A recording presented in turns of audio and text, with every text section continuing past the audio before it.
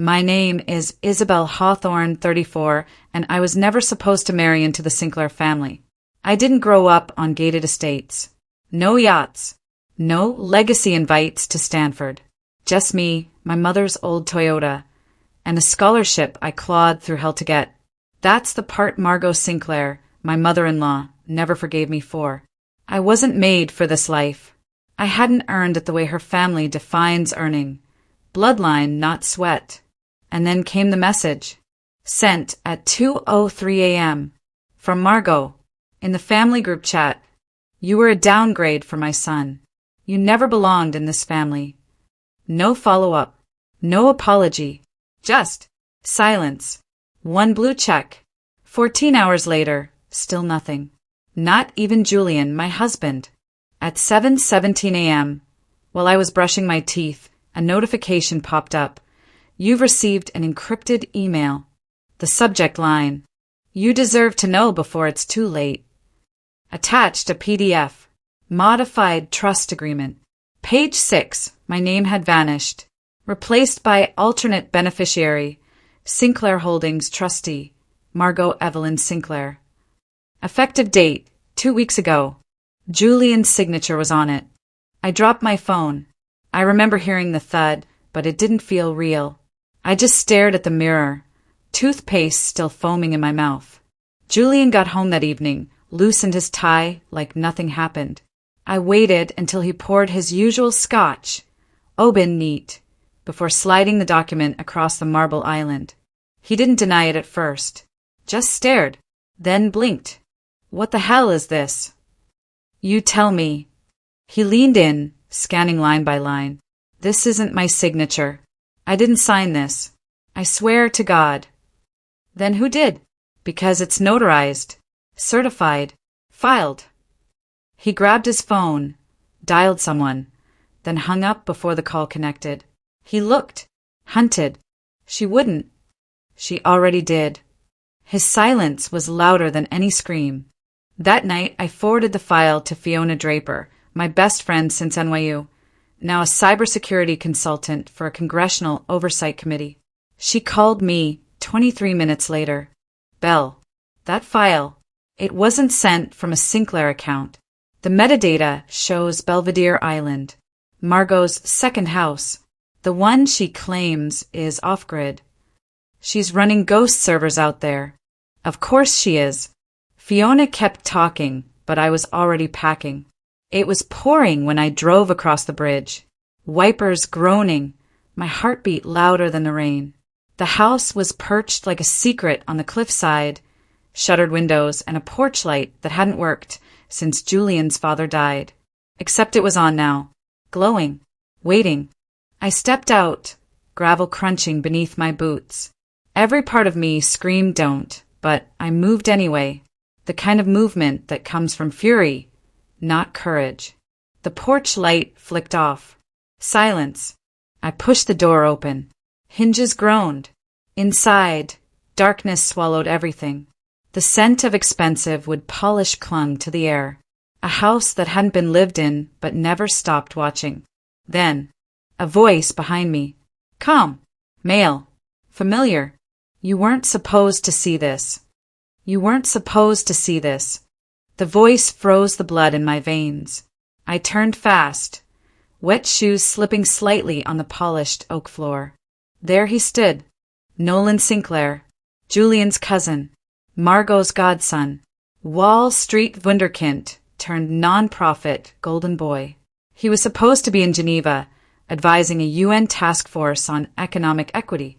And yet he was here, in Margot's shuttered mansion, standing between me and the back door like a carefully set trap. Nolan. My voice cracked. What the hell are you doing here? He didn't flinch, just stepped forward, slowly measured, his hands slightly up like I was some animal to be soothed. I came for the same reason you did, he said, voice smooth, to find out what Margot's hiding. Don't lie to me. I'm not. He gestured to a side hallway when I barely remembered. Then something flickered in his eyes. I can show you. I shouldn't have followed. Every instinct told me to run. But sometimes the worst wounds come not from betrayal, but from curiosity dressed as control. We walked down a narrow hall, floorboards creaking under each step. Dust motes floated in the low light like ash. At the end, a locked room. Nolan pulled a key from his pocket. "You had a key this whole time?" She gave it to me. 5 years ago. For emergencies. He pushed the door open. Inside, a home office. Outdated desktop humming. Printer. Stacks of papers. Hard drives. An old safe built into the wall. Scratched from years of use. I stepped inside first. There were documents spread across the desk. Printouts of bank transfers, notarized signatures, LLC formations in Delaware, Dubai, and the Cayman Islands. And my name was on 3 of them. Fake addresses. Fraudulent authorizations. Funds approved by me for donation to a phantom charity. Verdant Giving Trust. I leaned in, reading. Verdant Giving is set to disburse $3.5 million in Q4, I murmured. All from Sinclair accounts. Cleared by me. Nolan exhaled sharply. She used your name. Why? He didn't answer. I turned. You knew. I suspected. Why not tell me? Because I wasn't sure who to trust anymore, especially not anyone tied to Sinclair money. The room seemed to contract. My breath hitched. Then I saw something tucked under a legal pad. A letter. It wasn't typed. It was handwritten. In ink too bold, too intentional. To be opened only if Isabel discovers the Verdant transfer. Margot's handwriting. I opened it. You don't get to be offended and rich. Pick one. You entered this family knowing your place. But if you push this, if you dig, I promise I'll bury you. There was no signature. Just a red wax seal pressed into the bottom corner. A rose. The Sinclair crest. My stomach twisted. Outside, a sound. Tires on gravel. Nolan moved first. Killed the desk lamp. We ducked just as beams from a car's headlights cut across the room through the blinds. Is she here? I whispered. No, she doesn't drive herself. She sends someone. And then we heard it. Boots. Heavy. Slow. Coming toward the house. I moved to the window, careful not to shift the blinds. A man. But broad-shouldered. Not security. Not Julian. I didn't recognize him. But he was holding something, a clipboard, and a briefcase. Nolan whispered, "We need to go. Now." We backed out. I clutched the letter. Nolan grabbed a flash drive from the desk. The front door creaked open. Too late. I bolted for the side door. Nolan behind me. The rain had stopped, but fog had rolled in, thick, ghostly. We reached my car. I fumbled with the keys. Got inside. Locked the doors.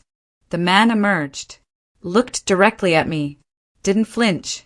Then raised his phone. And took a picture. Me. In the driver's seat. With the house behind me. Then he turned and walked inside like nothing had happened. I slammed the accelerator. The tires screeched. Nolan didn't speak until we reached the freeway. She's laundering money through you. And she thinks you're too stupid to figure it out. She's wrong. Worse. She thinks if you do figure it out, you'll be too afraid to fight. I stared at the fog blurring the road ahead. She has no idea what I'm capable of. In my lap, my phone buzzed. One text. No name. No number. Just a message. Stop digging, Isabel. You have no idea what's buried beneath you. By morning, the message was gone. Deleted. Like it never existed. Nolan checked the metadata. No trace. No number. Nothing. The kind of erasure that required software civilians don't have access to. This isn't a warning, he said, scrolling. It's a leash. They're telling you they're always watching. I didn't answer. My hands were trembling, too hard to type. So I poured coffee instead. Burnt bitter black. Julian walked into the kitchen. Towels slung around his neck. sweat on his collar, breath still heavy from his morning run. "Did you sleep?" he asked. I smiled. Not convincingly. Barely. "Try not to overthink the dinner tonight. Mom's always a little extra before events." Extra? That word. Like her contempt was just an aesthetic. Like the way she looked at me in silk-lined disdain wasn't curated to strip me bare. "You okay?"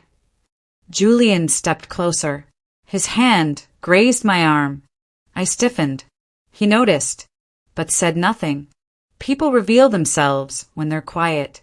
It's not the lies, they rehearse those. It's the silences that scream. He left a kiss on my cheek and walked out. Click. The front door shut, and I breathed again. Nolan emerged from the hallway, holding the letter. He'd read it 3 times. "She knew you'd find it. She wanted me to. What are you going to do?" I stared at the fireplace mantel. A photo of Margot and Julian at some gala. Flawless. Frozen. Burn her. Nolan's brow twitched. "You sure you're ready for that?" I wasn't ready for any of this, but I'm still here. And then I opened my laptop. Verdant Giving Trust. I dove in. IRS filings, charity registries, public databases. Nothing. It was real, but barely. Registered as a 501c. 3 in Delaware. No real contact info. No office.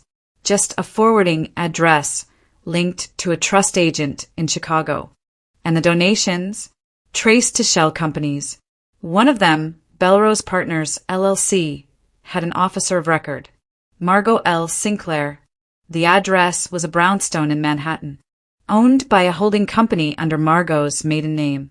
She'd buried her trail in layers of shadow, but hadn't expected someone like me to start peeling. That was her mistake. My phone buzzed. Unknown number. No message. Just a ping with coordinates. Lower Manhattan. Financial district. What the hell is this? I muttered.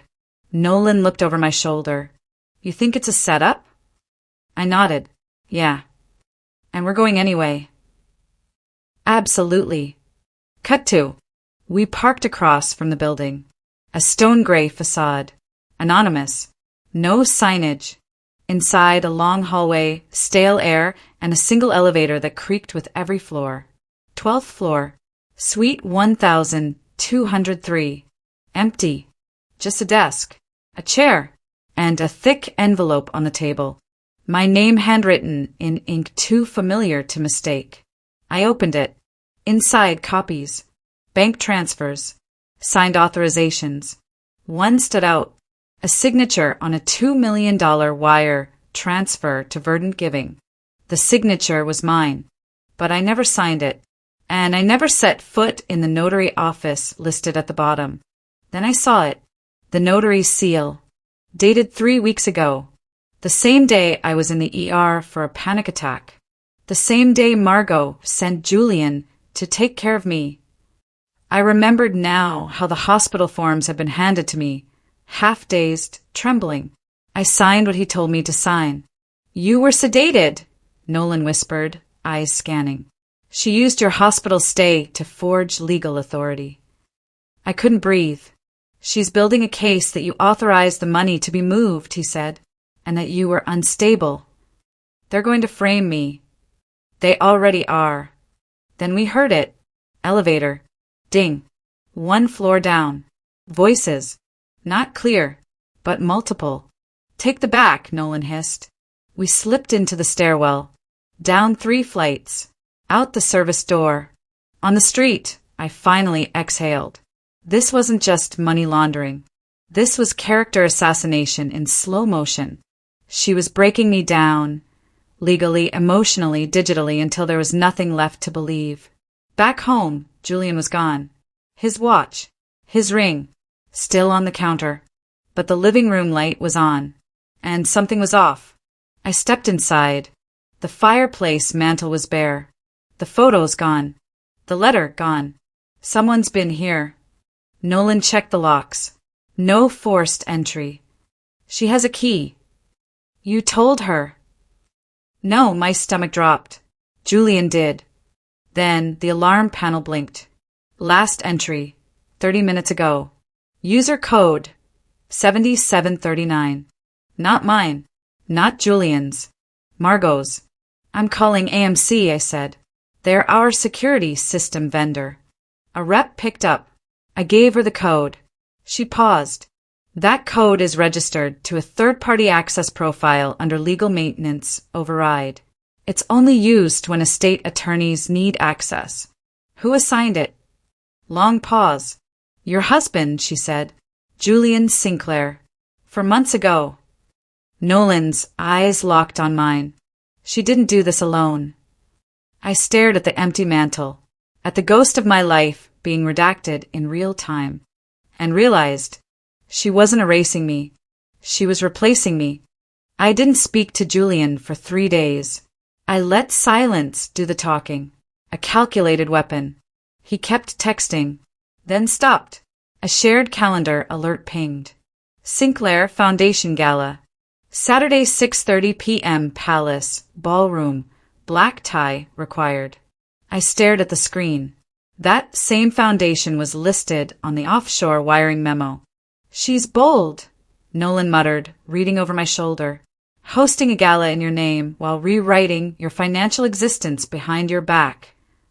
I cracked a grin. The only thing richer than Sinclair money is their hypocrisy. We arrived late. By design. Julian was already there. So was Margot, standing center stage, framed by gold chandeliers and a sea of donors in tuxedos and sequins. The ballroom was too perfect. Too symmetrical. A trap disguised as opulence. Cameras flashed. Margot looked radiant in black velvet. Her eyes cut through the crowd and landed on me, unblinking. Isabel, she smiled, crossing the room. You look refreshed. Thanks. It's amazing what betrayal does for the skin. Her smile didn't falter, but her eyes sharpened. You shouldn't be here, she whispered. Neither should your crimes. Behind me, Nolan leaned in. Should I start the clock? I nodded. We had a plan. At 7:45 p.m., Fiona would file a suspicious activity report with the IRS and U.S. Treasury using the documents we copied from the Belvedere house. At 8 p.m., the system would ping Sinclair Foundation's EIN. Flagged. At 8:15 p.m., federal compliance would begin mandatory review. At 8:30 p.m., the board, most of whom were at this gala, would receive automatic alerts. All I had to do was stall for 45 minutes. Julian approached. Clean shave, crisp collar, guilt painted behind his eyes. You knew, I said flatly. He blinked. I didn't. Don't lie. You used my hospital signature. You gave her legal access. You watched them gut my trust and said nothing. I thought it was temporary. Funny how men always think treason's temporary when it benefits them. He stepped closer. I made a mistake. I was trying to protect you. From what? Ownership? Power? Your mother. She said you were spiraling. That you were. Dangerous. A beat passed. Was that before or after I saved you from overdrawing your own account? Julian didn't answer. Across the ballroom, Nolan nodded. The first signal. I moved fast, champagne in hand, smile fixed, circulated like smoke, laughed too loud, spoke too softly. Then I saw her. Charlotte Brinsley, family attorney, Margot's confidant, head of the Sinclair Estate Board, in a blood-red gown, talking to a man in an expensive navy suit. Nolan passed behind me, whispered, That's the compliance officer from AMC. She knows. At 8:12 p.m., Charlotte's phone lit up. She checked it, froze, tilted her head, walked out of the ballroom. I followed. A side hallway, empty. Charlotte was on the phone, whispering harshly. No, it was locked. I locked it. I don't care what she says. She can't prove. I stepped into view. She turned. Her voice dropped. You have no idea what you're walking into. I smiled. That's the difference between you and me. I don't walk. I run toward fire. She moved fast, toward the exit. I blocked her. You think Margot's the end of this, I said. But she's just the glove. You're the hand. Don't do this. Too late. Then I dropped the flash drive into her hand. A gift. She looked down at it, confused. It's blank, she hissed. No, it's broadcasting. She looked up. The ballroom door opened. 2 federal agents entered. Suits, badges, eyes scanning. Gasps rippled through the crowd. One agent pointed. To your right, Charlotte Brinsley. She bolted. Too late.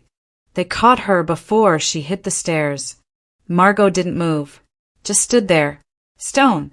Cold. I walked past Julian without looking back. Up to Margot.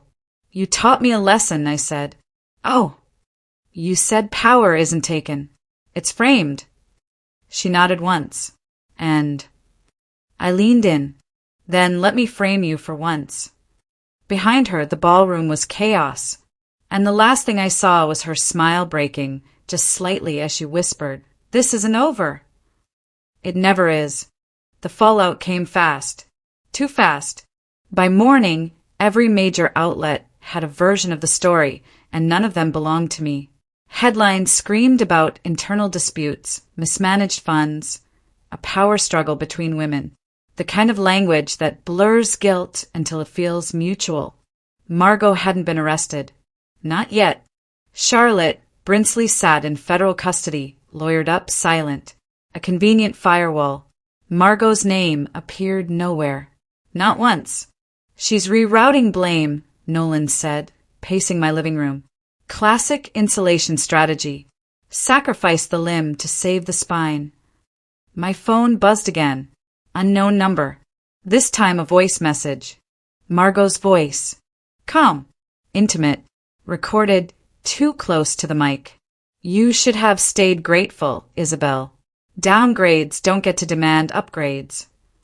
I deleted it, then deleted the trash, then powered the phone off. Silence can be an act of violence, but it can also be armor. Fiona called an hour later. I found something, but you're not going to like it. Try me. Julian's father didn't die the way the records say he did. That stopped me. Officially, it had been a heart attack. Private yacht. Mediterranean. Quick. Clean. No autopsy. Margot was the sole witness, Fiona continued, and she pushed to cremate within 24 hours. Nolan stopped pacing. Keep going, said. There's a trust amendment dated 2 days before his death. Handwritten. Never filed. It names you. My stomach dropped. Names me what? Executor of the Sinclair Tech Investment Fund. Contingent on Julian's marriage remaining intact and free from maternal interference. I laughed once. Sharp. Humorless. She buried it. She tried to, but the original was never destroyed. It was logged into a private safety deposit box in Marin County. Box 417. A pause. And guess who accessed that box 6 months ago? I didn't answer. Margot. We drove north before the sun burned through the fog. No calls. No GPS. Nolan drove. I watched the rearview mirror like it owed me money. The bank sat quiet on a residential street. Beige. Unassuming. The kind of place secrets go to retire. Inside, fluorescent lights. Low voices. A bored security guard. Fiona had already cleared access through a court-authorized document review. Thanks to the ongoing federal inquiry tied to Charlotte. Everything legal. Everything clean. Box 417 slid onto the table. Metal. Cold. I opened it. Inside, documents. Old paper. A sealed envelope. And a USB drive wrapped in oilcloth. The envelope was addressed to me. Isabel Hawthorne. Inside, a single page. Julian's father's handwriting. If you're reading this, Margot has already chosen control over legacy. I'm sorry you're standing where I failed to. My throat tightened. He'd known. The USB contained video. We played it on Fiona's laptop in the parking lot. Julian's father sat at a desk. Alive. Afraid. I don't trust my wife, he said into the camera. And I don't trust what she'll do to my son or his wife when I'm gone. The video cut. Static. Then another clip. Security footage. A yacht deck. Night. Margot. Julian's father. Arguing. No sound. Just movement. Then him clutching his chest. Stumbling. Margot didn't move. Didn't call for help. Just watched. The footage ended. My breath came shallow. Fast. She let him die, Nolan whispered. No, I said quietly. She waited. We didn't hear the car until it was too late. Headlights flared. Doors slammed. Shouts. Federal agents. Don't move. I raised my hands instinctively. Nolan did the same. They swarmed us. Guns drawn. Orders barked. One agent stepped forward. Older. Sharp eyes. Isabel Hawthorne. Yes. You're being detained for questioning in relation to obstruction of justice and unauthorized access to sealed estate materials. What? Nolan snapped. This was court-approved. The agent didn't blink. Not according to the update we received 15 minutes ago. My phone buzzed in my pocket. I looked. A message from Julian. She knows. You need to disappear. Now. They cuffed me anyway. As they led me to the car, I caught my reflection in the bank's glass doors. Pale. Focused. Not broken. A thought settled in. Cold and clear. People like Margot don't fear truth. They fear timing. And I finally had something she couldn't control. The judge's gavel came down like a hammer. Margot Sinclair stared at the courtroom ceiling as the sentence was read. Federal charges, embezzlement, obstruction, conspiracy, endangerment, all counts guilty, and a minimum of 24 months in a federal facility. The room was silent. I exhaled. Not relief. Resolution. Across from me, Julian sat still. Stoic. Hollowed out. Like his soul had been reshaped by fire. I didn't reach for his hand. Not yet. Because this moment, this electric hush, was bigger than forgiveness. Prosecutors presented the archive. The yacht footage, the unfiled trust, the video message from his father. They called it evidence. I called it truth, standing up after being beaten. The bailiff cleared the room. Margot's eyes met mine. Not hatred. Not fear. Something stranger, desperation. The final flicker before the flame dies. Her voice was low when she spoke. I never thought I'd lose to a daughter-in-law. I didn't flinch. Then you never understood what makes a wife a partner, I said. The press hounded us afterward. Microphones like sharp nails. Cameras hungry. I said little. Because sometimes silence is the most powerful answer. In the days that followed, Julian and I stood together in a different way. Not as husband and wife first, but as two people who survived an implosion of deceit. He looked at me once, after the foundation announced a new initiative for victims of family fraud, and said quietly, "I'm sorry I was blind." His voice sounded like a confession that had been too heavy to carry. I didn't answer immediately. I fixed my gaze on the city skyline, glass towers stabbing through dawn light. "Truth," I said at last, "isn't a weapon. It's a mirror." Julian blinked. I let the silence linger just a moment.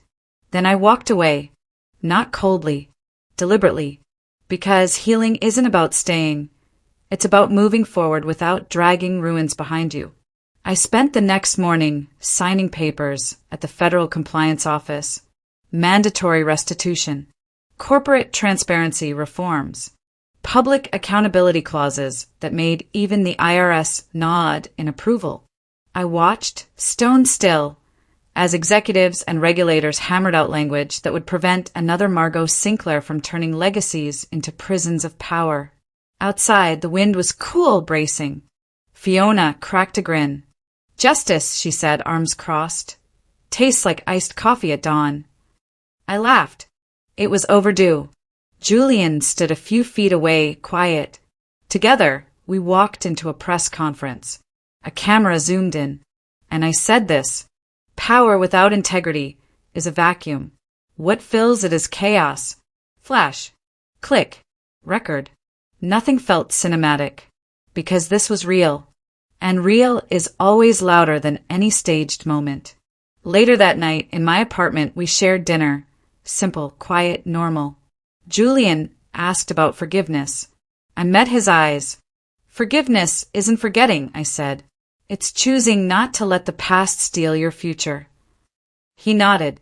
Outside, city lights flickered. The world kept turning. My phone buzzed. A text from Fiona. Media wants a feature documentary. You know your voice can help a lot of people. I read it twice, then replied, let's tell the whole truth. The next day, federal agents reopened inquiries into the Sinclair portfolio. New subpoenas, new revelations, and somewhere in the shuffle, Margot's attorneys petitioned for appeal. Her defense? That she'd acted out of maternal instinct and protection. I saw the filing. I smiled. Sometimes you have to watch justice try to justify itself before it collapses under its own weight. In the quiet of my living room, I thought about what we had all been through. And I realized something. The biggest battles aren't won in arenas of conflict. They're won inside a person's heart. When they decide to refuse fear, when they choose truth over image, when they stop running from what they deserve. I stood by the window. The sun was rising, not blazing, not triumphant, just there, steady. I breathed in and whispered to myself, we survived because we refused to be silent, and that, above all, was the real legacy.